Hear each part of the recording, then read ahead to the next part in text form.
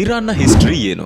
ಒಂದು ಇಂಟ್ರೆಸ್ಟಿಂಗ್ ವಿಷಯ ಇದೆ. ಇವತ್ತು ನಾವು ಇರಾನ್ ಅಂತ ಕರೆಯೋ ಕಂಟ್ರಿ ಹಿಸ್ಟ್ರಿ ತೆಗೆದು ನೋಡಿದ್ರೆ ಪರ್ಷಿಯಾ ಅಂತ ಫೇಮಸ್ ಆಗಿತ್ತು. ಅಂದ್ರೆ ಇರಾನ್ನ ಮೂಲ ಹೆಸರು ಪರ್ಷಿಯಾ. ಸಾವಿರಾರು ವರ್ಷಗಳ ಹಿಂದೆ ಪರ್ಷಿಯನ್ ಎಂಪೈರ್ ಏನಿದೆ ಇದು ವರ್ಲ್ಡ್ ನ ಸ್ಟ್ರಾಂಗೆಸ್ಟ್ ಸಿವಿಲೈಸೇಷನ್ ಗಳಲ್ಲಿ ಒಂದಾಗಿತ್ತು. ಸೈರಸ್ ದ ಗ್ರೇಟ್ ಟೈಮ್ ಅಲ್ಲಿ ಈ ಒಂದು ಎಂಪೈರ್ ಏನಿದೆ ಏಷ್ಯಾ, ಮಿಡಲ್ ಈಸ್ಟ್ ಮತ್ತು ಯುರೋಪ್ ವರೆಗೂ ಸ್ಪ್ರೆಡ್ ಆಗಿತ್ತು.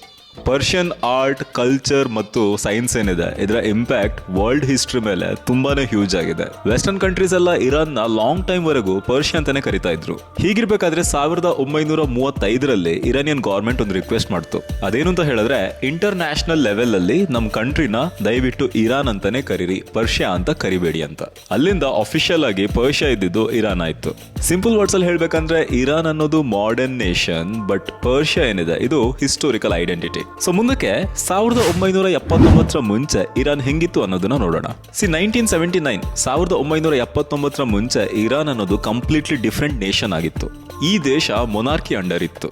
ಈ ದೇಶನ ರೂಲ್ ಮಾಡ್ತಾ ಇದ್ದಿದ್ದು ಶಾ ಆಫ್ ಇರಾನ್ ಮೊಹಮ್ಮದ್ ರೇಜಾ ಪಹ್ಲಾವಿ. ಇವ್ರ ಗೋಲ್ ಇದ್ದಿದ್ದು ಒಂದೇ, ಇರಾನ್ ನ ಮಾಡರ್ನ್ ವೆಸ್ಟರ್ನ್ ಸ್ಟೈಲ್ ಕಂಟ್ರಿ ಮಾಡಬೇಕು ಅಂತ. 1970s ಅಲ್ಲಿ ನೋಡೋದಾದ್ರೆ ಇರಾನ್ ನಲ್ಲಿ ವೆಸ್ಟರ್ನ್ ಸ್ಟೈಲ್ ಫ್ಯಾಷನ್ ಕಾಮನ್ ಆಗಿತ್ತು. ಸಿನಿಮಾ, ಮ್ಯೂಸಿಕ್, ಕಲ್ಚರ್ ಎಲ್ಲ ಕೂಡ ಇತ್ತು.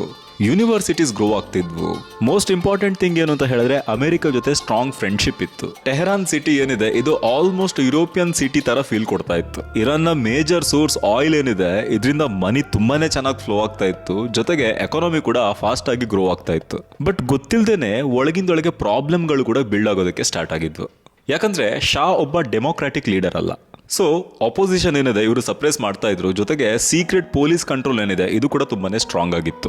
ಇರಾನ್ನ ಶ್ರೀಮಂತರು ಮತ್ತೆ ಬಡವರ ಮಧ್ಯೆ, rich people and poor people ಮಧ್ಯೆ ಗ್ಯಾಪ್ ಕೂಡ ತುಂಬಾನೇ ಬಿಲ್ಡ್ ಆಗೋದಕ್ಕೆ ಸ್ಟಾರ್ಟ್ ಆಗುತ್ತೆ. ಸೊ ಜನರಿಗೆ ಒಂದು ಫೀಲ್ ಆಗುತ್ತೆ ಏನು ಅಂತ ಹೇಳಿದ್ರೆ ವೆಸ್ಟರ್ನ್ ಕಂಟ್ರೀಸ್ ಇರಾನ್ ಪಾಲಿಟಿಕ್ಸ್ ನ ಇನ್ಫ್ಲುಯೆನ್ಸ್ ಮಾಡ್ತಾ ಇದೆ. ಸೊ ತಾನಾಗೆ ಒಳಗಡೆಯಿಂದ ದ್ವೇಷ ಬೆಳೆಯೋದಕ್ಕೆ ಸ್ಟಾರ್ಟ್ ಆಗುತ್ತೆ.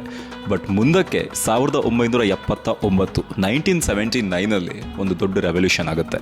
ಸ್ಟೂಡೆಂಟ್ಸ್ ಆಗಿರ್ಬೋದು, ರಿಲಿಜಿಯಸ್ ಲೀಡರ್ಸ್ ಆಗಿರ್ಬೋದು, ಕಾಮನ್ ಪೀಪಲ್ ಎಲ್ಲರೂ ಕೂಡ ಒಂದು ದೊಡ್ಡ ಪ್ರೊಟೆಸ್ಟ್ ಗಿಳಿತಾರೆ. ಇದರಿಂದಾಗಿ ಶಾ ಆಫ್ ಇರಾನ್ ಕಂಟ್ರಿನ ಬಿಟ್ಟು ಹೋಗ್ತಾರೆ. ಅಲ್ಲಿಗೆ ಮೊನಾರ್ಕಿ ಎಂಡ್ ಆಗುತ್ತೆ. ದೇಶ ಇಸ್ಲಾಮಿಕ್ ರಿಪಬ್ಲಿಕ್ ಆಗುತ್ತೆ.